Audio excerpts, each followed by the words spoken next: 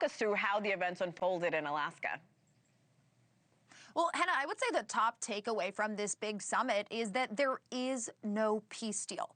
President Trump, though, is framing this meeting as a success.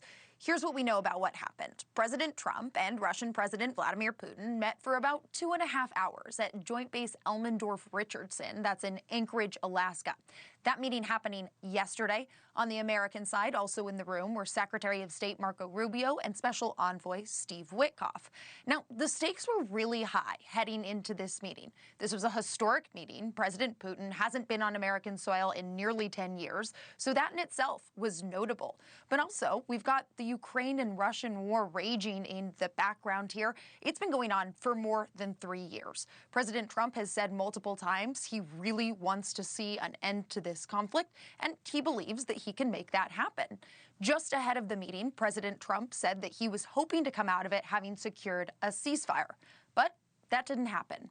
The two leaders did hold a joint press conference right after meeting behind closed doors, and we saw President Putin praise President Trump. He said the two had reached an understanding, though it was clear from President Trump's remarks that some significant hurdles still remain to achieving peace. Take a listen. We had an extremely productive meeting, and many points were agreed to. There are just a very few that are left. Some are not that significant. One is probably the most significant, but we have a very good chance of getting there. The two leaders did not take questions after the press conference. As you know, Hannah, that's a rarity for President Trump, and it means we didn't get any further details about the main sticking points of the ongoing negotiations here. Rare for our president, Hannah. So looking ahead, following this summit, the president was clear that the next step in the process have to include President Zelensky and European leaders. What's the latest there? Well, we're told almost immediately after this meeting, President Trump got on the phone with Ukrainian President Vladimir Zelensky and talked to him for a lengthy duration, we're told.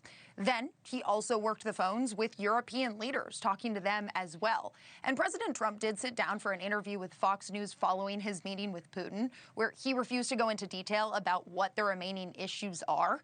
But he did put an emphasis on Ukraine leading the next steps in this process, and he called on Zelensky directly to make a deal with Putin. Now, early this morning, just after he arrived back at the White House, President Trump took to his Truth Social. And that's where he said he wants to see a peace agreement, straight to a peace agreement, rather than a ceasefire. Now, that's notable because that's a bit of a change of course from the president. A lot of leaders, and the president included, had been calling for a ceasefire first before the two countries moved on to sort of next steps and negotiations for a lasting peace. But the president now seems to be saying he wants a peace agreement, nothing else before it. And he also confirmed in his post that President Zelensky is coming to Washington, D.C. on Monday to meet with him. President Trump saying if that all works out, they'll then schedule a meeting with Putin. Now, as I said, European leaders also in the loop on all of this. They put out a statement as well where they offered their support for the peace talks, for President Trump's efforts and further talks. You're seeing that on your screen, but underlining their countries will be standing behind Ukraine, Hannah. Hannah Brandt, live in our nation's capital. Thank you so much, Hannah.